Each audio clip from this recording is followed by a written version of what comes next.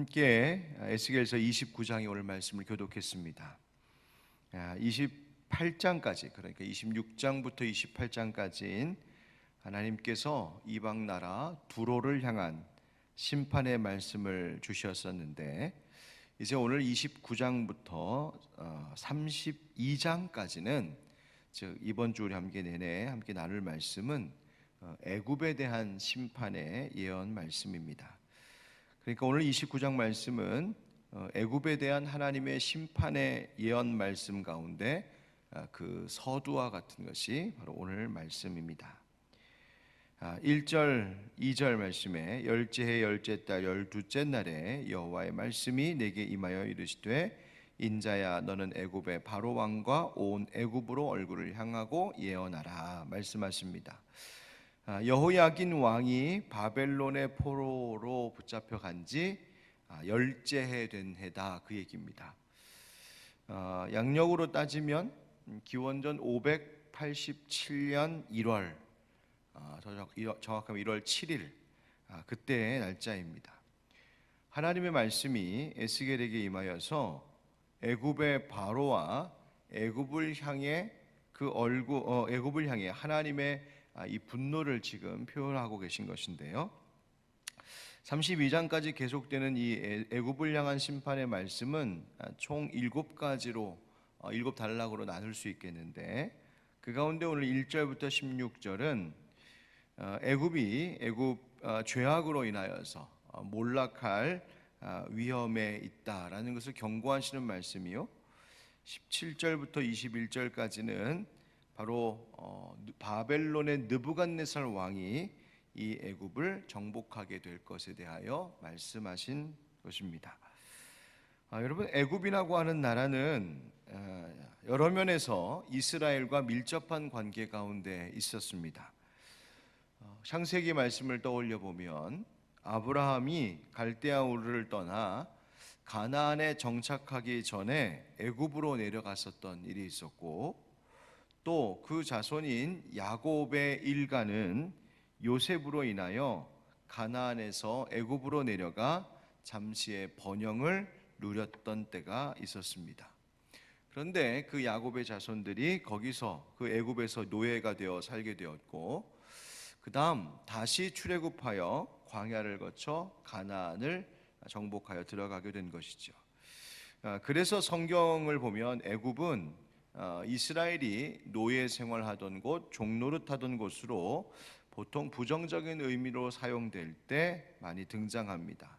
죄악된 곳, 또 심판의 대상, 이 세상을 보여주는 곳, 바로 애굽이죠.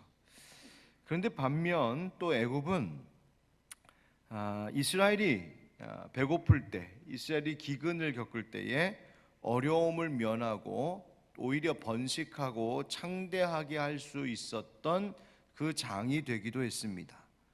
나일강의 그 풍성함 때문에 먹을 것이 많았고 안정된 생활을 하던 그 상징적인 제국의 모습으로 이 애굽이 나타나죠. 그래서 애굽은 출애굽기에서 이스라엘 백성들에게 노예로 살았던 슬픔이 있는 곳이기도 하지만, 동시에 애굽에 먹을 것이 그리웠던, 고기 가마 곁에서 떡을 배불리 먹던 잘못된 그리움의 대상이 되기도 했던 곳이 바로 이 애굽입니다. 그런데 이제 이 애굽의 바로 왕과 애굽에 대하여 하나님께서 이 에스겔 선지자를 통하여 그 화려한 전성기를 다시 회복하지 못할 만큼 심판을 받게 될 것이다 라고 예언하고 계신 말씀이에요. 모든 것이 다 끊어지고 모든 것이 다 황폐하게 될 것이다. 그래서 애굽이 40년 동안 회복되지 못할 것을 오늘 10절 12절 말씀 가운데도 들려주고 계시죠. 그래서 12절 말씀에 보면 내가 애굽 땅을 황폐한 나라들 같이 황폐하게 하며 애굽 성읍도 사막이 된 나라들의 성읍같이 40년 동안 황폐하게 하고, 애굽 사람들은 각국 가운데로 흩으며 여러 민족 가운데로 해치리라 말씀하시는 겁니다. 자, 그러면 애굽은 왜 하나님께 이런 심판의 대상이 된 것일까? 왜 그 모든 번영했던 것들을 다 잃고 끊어지고 황폐하게 되는 일을 겪게 될까? 오늘 말씀을 통하여 우리도 그렇기 때문에 하나님 앞에서 늘 주의하고 경계해야 할 것이 무엇인지를 깨닫게 해주고 있는 말씀입니다. 특별히 오늘 말씀에 보면 아주 상징적인 몇 가지 표현들이 등장하는데 그것을 통하여 함께 나누려고 합니다. 그 첫째가 무엇이냐면 우리가 악어가 되어서는 안 된다 하는 말입니다. 악어가 되어서는 안 된다. 무슨 말일까? 풀어 말하자면 우리의 헛된 소유욕을 버려야 한다 하는 말입니다. 여러분, 사람에게는 욕구가 있습니다. 뭔가를 하고 싶고 갖고 싶고 또 이루고 싶고, 그 욕구가 있기 때문에 그 욕구가 긍정적인 방향으로 작용을 하게 되면 그것 때문에 사람은 더 발전하고 미래지향적인 어떤 일을 이루어내기도 하죠. 그런데 그 욕구가 어느 때에는 부정적인 방향으로, 그릇된 방향으로 나타날 때 그 욕구는 인간의 삶을 망하게도 합니다. 그런 악한, 즉 그릇된 방향으로 나아가는 욕구 중에 하나가 무엇이냐면 더 가지려는 욕구, 소유욕입니다. 3절 말씀에 너는 말하여 이르기를 주 여호와께서 이같이 말씀하시되 애굽의 바로 왕이여 내가 너를 대적하노라.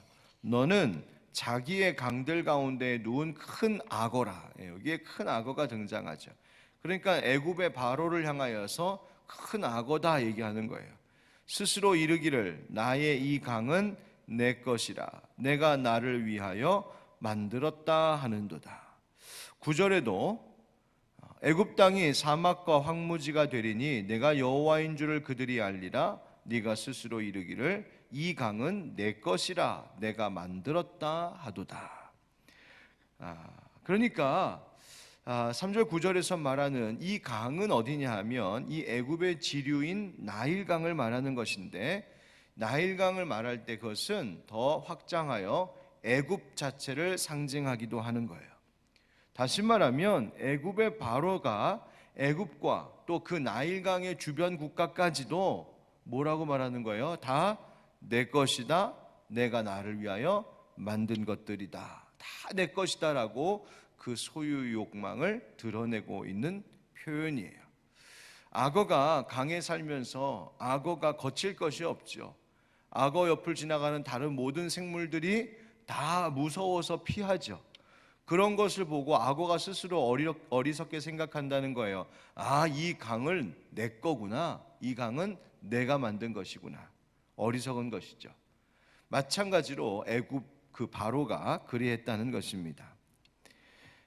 특별히 이 악어라고 하는 말의 표현 자체, 이 동물을 상징으로 사용한 이유를 보면 이 악어 입이 크게 모든 것을 삼켜버리는 것이죠.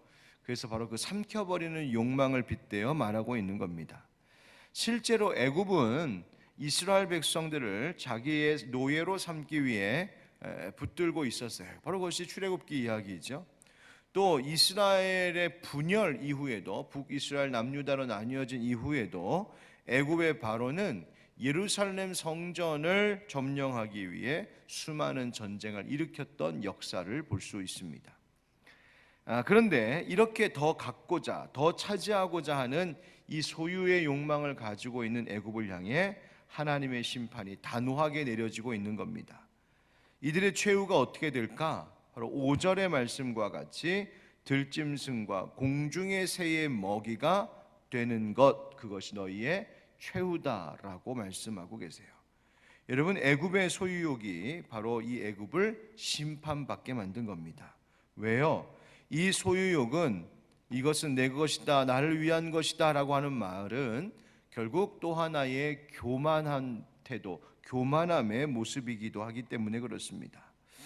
여러분, 이 모든 것 하나님께서 창조하시고 하나님께서 만드신 것을 사람에게 그저 맡기신 것임을 우리는 잊지 말아야겠습니다. 창세기 1장에서 증언하는 것이 뭡니까? 하나님이 그들에게 복을 주시며, 누가 복을 주셨다고요?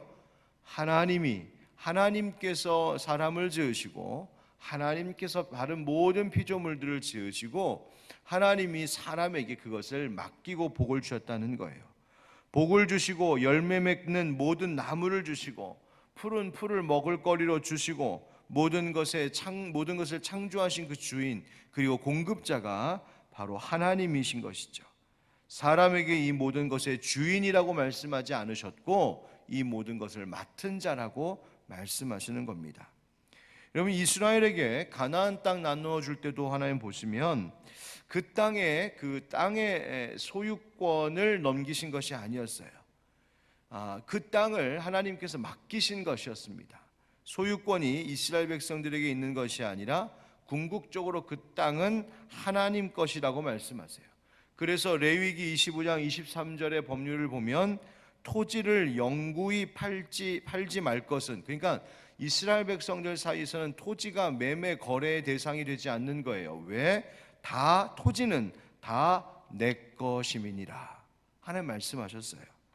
그러니까 모든 땅은 하나님 것이고 우리는 거기에 잠시 머무는 자들이다. 우리를 잠시 하나님께서 그것을 누릴 수 있도록 맡겨주신 것뿐이다라는 사실을 잊지 않는 것, 그것이 하나님의 법이었습니다. 우리 사랑하는 성도 여러분, 결코 어떤 것에 대하여 이건 내 건데, 나를 위해 만든 건데, 나를 위해 있는 건데 라고 하는 모든 소유의 욕망을 내려놓고 그 소유의 욕구로부터 자유할 수 있는 우리가 되기를 축복합니다. 물질뿐만이 아니라 내 가정, 내 자식들, 내가 누리고 있는 모든 것들이 다 내 소유가 아니라 하나님이 잠시 나에게 맡기신 것이다 라고 하는 것을 기억해야 합니다. 잠언 1장 18절 19절 말씀에도 그들이 가만히 엎드림은 자기의 피를 흘릴 뿐이요 숨어 기다림은 자기의 생명을 해할 뿐이니 이익을 탐하는 모든 자의 길은 다 이러하여 자기의 생명을 잃게 하느니라 말씀하십니다. 여러분 기억하십시오. 탐하는 자는 오히려 생명을 잃게 된다는 거예요. 세상의 물질적 소유에 집착하는 자 되지 말고 대신 영원한 것, 천국을 얻고자 투자하는 삶을 살 수 있기를 축복합니다. 오늘 하루를 살아가는 동안에도 세상의 것, 육신의 것 자꾸만 버리고 천국의 것, 영원한 것 소유하기 위해 더 훈련해 나가는 우리 모두가 되기를 주의 이름으로 축원합니다. 두 번째로 기억하라 하시는 말씀은 갈대지팡이를 버리라 말씀하십니다. 갈대지팡이를 버리라라고 하는 말은 헛된 의지의 대상을 버리라 하는 이야기입니다. 이 애굽을 강에 누워있는 악어라고 표현한 것과 함께 오늘 본문 가운데 또 나타나는 이 애굽에 대한 은유적인 표현이 있는데요. 6절 하반절에 보시면 6절 뒷부분에 보면 이렇습니다. 애굽은 본래 이스라엘 족속에게 갈대 지팡이라. 뭐라고요? 갈대 지팡이. 왜 그럴까? 7절부터 읽어보겠습니다. 그들이 너를 손으로 잡은즉 네가 부러져서 그들의 모든 어깨를 찢었고 그들이 너를 의지한즉 네가 부러져서 그들의 모든 허리가 흔들리게 하였느니라. 아멘. 성경은 애굽을 갈대지팡이라고 표현합니다. 그만큼 쉽게 부러지고 찢어져서 사용하거나 의지할 만한 적절한 대상이 되지 않는다는 말입니다. 애굽은 이스라엘 백성들이 그들에게 정치적으로 군사적으로 기대려고 할 때마다 그러니까 좀 의지해서 애굽으로부터 좀 힘을 얻고 도움을 받을 수 있을까 싶어서 지팡이 짚듯 이렇게 의지하려고 할 때마다 마치 나일강의 그 무수한 갈대처럼 쉽게 부러지는, 그러니까 애굽은 늘 이기적인 행동을 반복했습니다. 그래서 이스라엘 백성들로 하여금 넘어지고 찢어지는 치명적인 상처를 입히게 했어요. 그래서 그렇게 애굽을 갈대 지팡이라고 말씀하시는 겁니다. 여러분, 이 말은 애굽이 그렇게 쉽게 부러지는 약한 존재다라는 것을 말하기도 하지만 기억할 것은 우리가 이스라엘의 입장에서 그렇게 약해 부러지기 쉬운 어떤 대상을 의지하지 말아야 할 것을 말씀하시기도 하는 겁니다. 이사야 36장 6절에서도 이렇게 말씀하셨어요. 보라, 네가 애굽을 믿는도다. 그것은 상한 갈대 지팡이와 같은 것이라 사람이 그것을 의지하면 손이 찔리리니 애굽 왕 바로는 그를 믿는 모든 자에게 이와 같으니라. 아멘. 이스라엘 백성들이 애굽을 믿었다는 거예요. 그것이 나를 버텨줄 수 있을 것이라고. 그런데 이 믿었다라고 하는 말은 결국 이 유다 이스라엘 백성들이 애굽과 동맹 맺었던 것을 이야기하는 것인데, 그것 때문에 오히려 치명적인 순환을 겪으며 살았습니다. 여러분, 우리도 한번 물어봐야겠습니다. 나는 무엇과 동맹을 맺고 살고 있을까? 즉, 무엇을 의지하며 살고 있을까? 갈대 지팡이와 같이 약하고 부러지기 쉬운 것, 우리가 인생 가운데 기대하며 또 기대며 살지는 않았는가? 여러분 꼭 기억하십시오. 우리의 삶과 영혼을 지켜주실 만큼 우리가 의지할 만한 지팡이는 오직 우리 주님의 지팡이뿐임을 기억하시기 바랍니다. 내가 사망의 음침한 골짜기로 다닐지라도 해를 두려워하지 않을 것은 주께서 나와 함께 하심이라. 주의 지팡이와 막대기가 나를 안위하시나이다. 아멘.